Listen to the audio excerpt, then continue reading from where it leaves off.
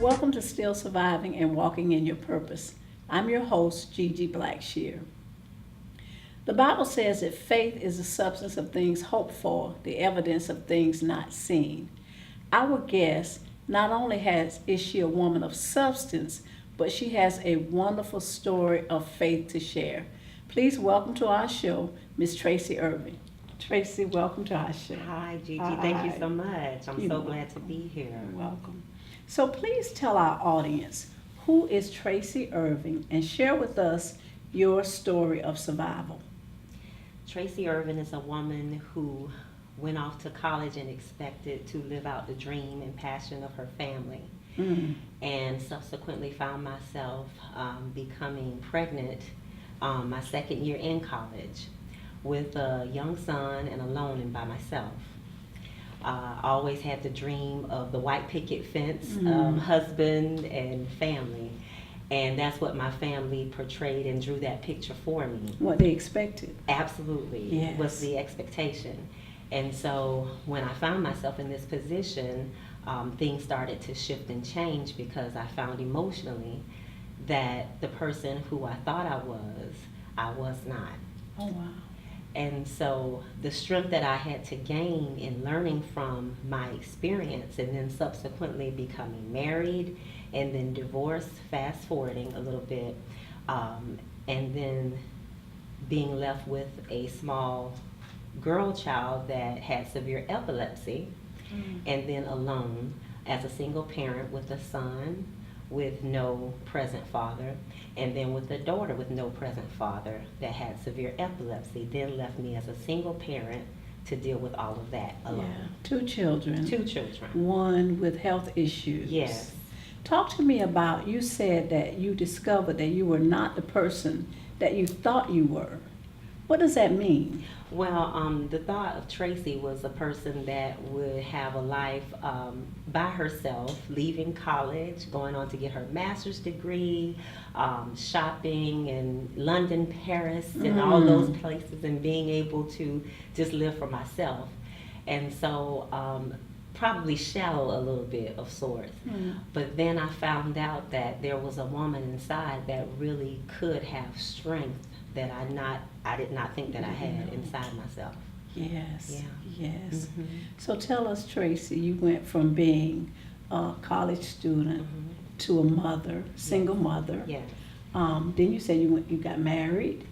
Yes, I got married, and then you had another very child. briefly.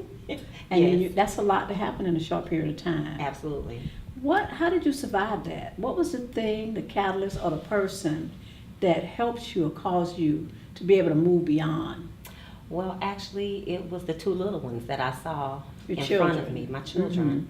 I felt as though that they did not ask to be here. So the person that, the illusion that I had for myself or my family of the woman I was supposed to be, it was supposed to be a persona of another woman that had lots of strength that needed to be there for these two children, that had lots of emotional and physical needs that needed to be dealt with.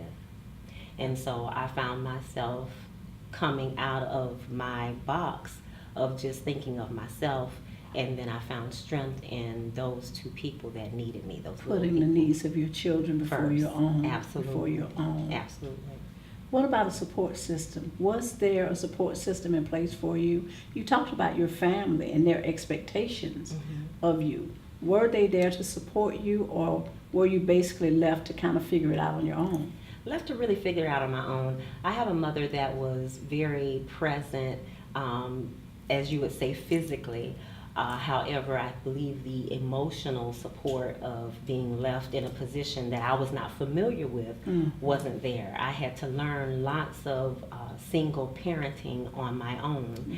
And so because I came out of a household that had a two-parent household, and this is the way I envisioned I would raise my children, I had to start thinking of a new way of being for my children. Even though we were in a single parent household, I did not want it to seem like they had any less, absolutely any less than any other household with children. That's interesting. Let me ask you, do you think that because your upbringing was very different from what your children were experiencing, do you think you overcompensated with your children because of that? Absolutely I did. Absolutely I did. There was several times that I knew, especially with my daughter having epilepsy, that I didn't want her to feel, especially having to deal with seizures in the middle of her senior year, for instance, in high school, having to go to grad night and having a seizure right then and there. And so I coveted her a lot.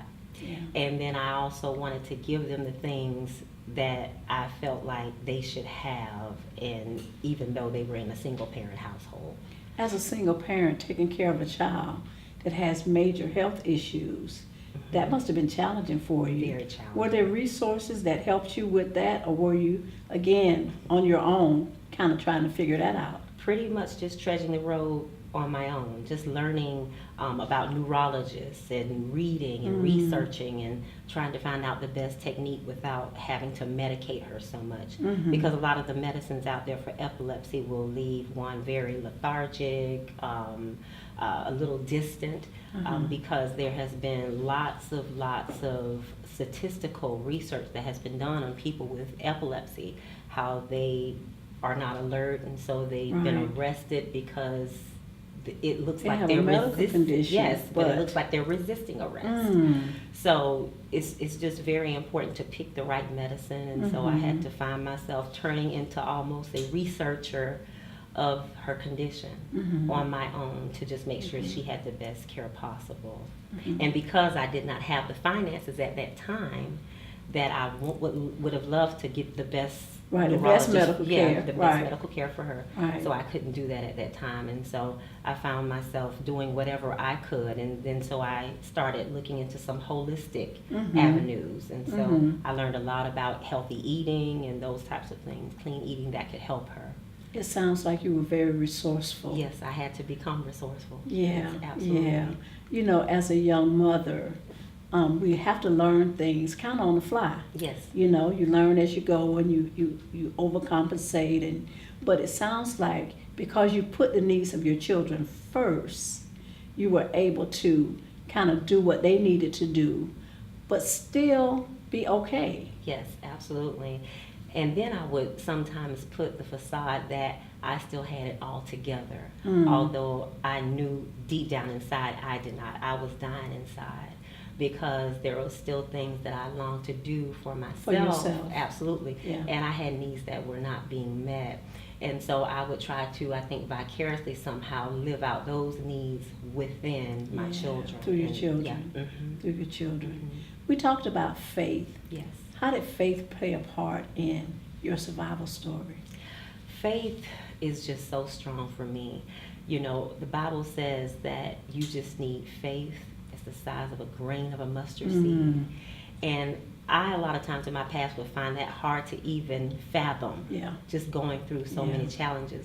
But I found that faith was the only track record that I had to look at for what God had done for me in my life. And I knew that no matter what I went through, I still would look at my past and say that He's got me through so many things. There is no way that I can't get over this next situation.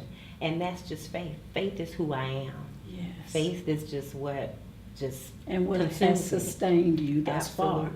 Absolutely. How are your children doing now? How old are they? They're doing wonderful. 28 and 25. I know I don't look a day over 30. You do not. You do not. You do not.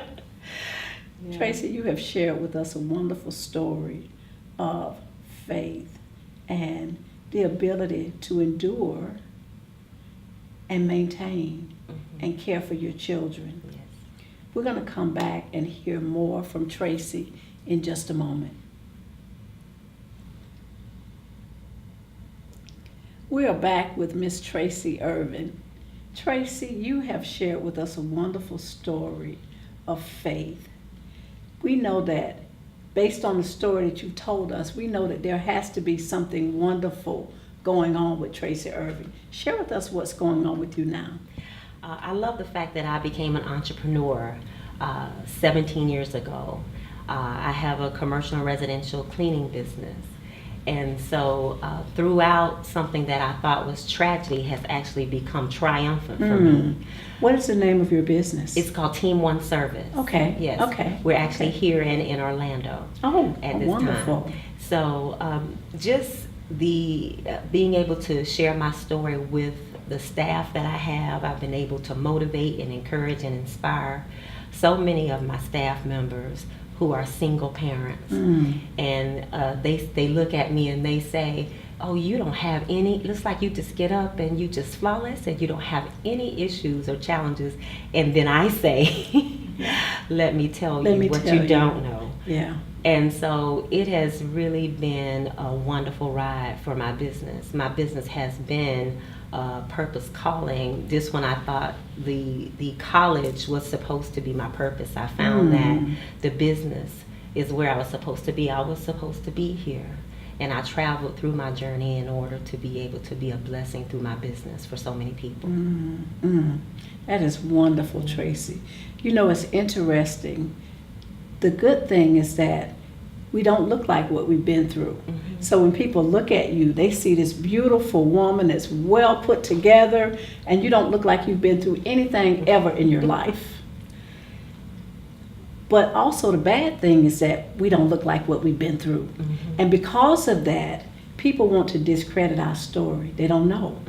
But when we get to that place where we can share our story, it helps other people to know that I'm here now, but I've gone through all of these things in order to get here. And the things that we go through that don't kill us make us stronger. And all of those trials that you experience as a young mother, going through divorce and raising your children, all of those things ultimately work together for your good and helped you to become the woman that you are today, successful in business, 2 well-adjusted adult children, and able to do the thing that you were called to do, that you didn't even know. You know, and it lets us know that God has a plan and a purpose for our life that's far greater than we can even imagine. So, Traci, thank you so much for sharing your story with us. It was very inspiring. And continue to do well. We know that your business is going to continue to do well, but continue to touch the lives of those young people that God intentionally sends across your path, because we need more stories like yours. We need more people that are willing to reach out and help those that need the help. Thank you. So thank you so much for coming to our show. Thank you. I was so glad to be here. Thank you, Gigi. We'll be back with licensed clinical social worker Lequita Brooks. We are back with licensed clinical social worker Lequita Brooks. Lequita, welcome to our show. Hi, Gigi. Hi. After listening to Traci's story, her story contained a lot. Yes. College student, single mother, single parent, married early, divorced, 2 children, a child with health care issues. She had a lot. What kind of advice would you offer to someone that has a full plate at a young age, at an early age? You know, Gigi, I would say the first thing that Traci mentioned was her why. You know, when she initially went to college, it was about her family, what they wanted for her, and then their life happened. Expectations. Exactly. And then she became pregnant, and she was like, what in the world am I going to do? And from that point, everything that drove her was her why. Her why. And that's important, getting in touch with that why.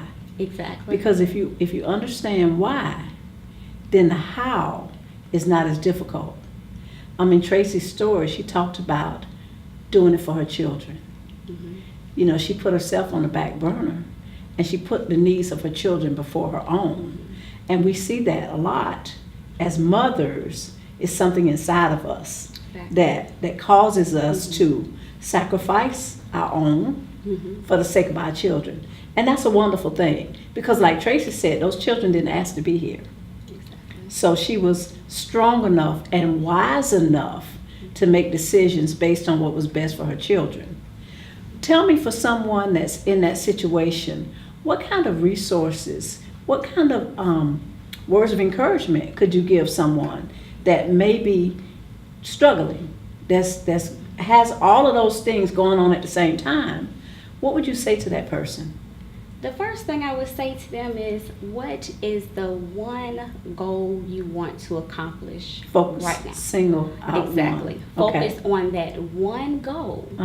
And then write down 3 tasks Oh, that's good. that they would need to complete to accomplish that goal. That one goal. That one goal. And then even with the task, they're not going to do all the tasks at once. They're going to say, this week I'm going to do the first task. Okay. Next week I'll do the second task. So then they don't feel overwhelmed because their plate's already full. Already full. Break it down into bite-sized pieces. Exactly. Okay, that's wonderful, wonderful advice. So you figure out your why, and then focus on one thing. Develop some goals, and then focus on one thing, breaking it down into bite-sized pieces. Exactly. You've heard it said, inch by inch, anything is a cinch. And sometimes we get overwhelmed by all of the things that's drawing on our attention. I call it juggling and tap dancing at the same time. You have all the balls in the air, and inevitably something is going to drop. So I love what you said about focusing on one thing at a time, and then creating a task list based on that one thing, and then move to one thing to the next thing. It makes life a lot smoother, as opposed to trying to do everything and be everything. Ultimately, something will be sacrificed. And Traci said she realized that after putting the needs of her children before her own, that she needed to do some things for herself. So you could tell that there was a progression, and as she matured, she got some wisdom, and then she was able to use that wisdom and turn that wisdom into her business. You know, the things that we go through that don't kill us, they make us stronger, and they prepare us for, I believe, the plan and purpose that God has for our life. So in going through all of those trials and tribulations, what Traci was basically doing was developing muscle to do the heavy lifting, to do the thing that she was called here to do initially. So, you know, I applaud her story that she was able to do what she was able to do. Lequita, thank you so much for coming on our show.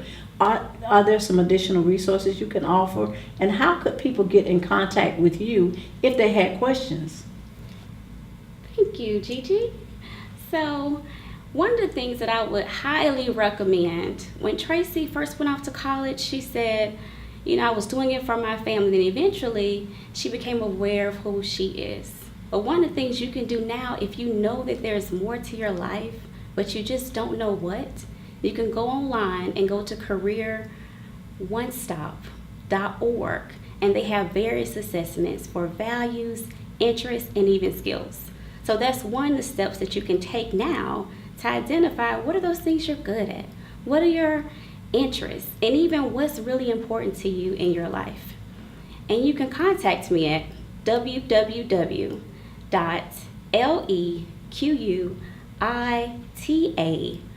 Brooks, which is BROOKS,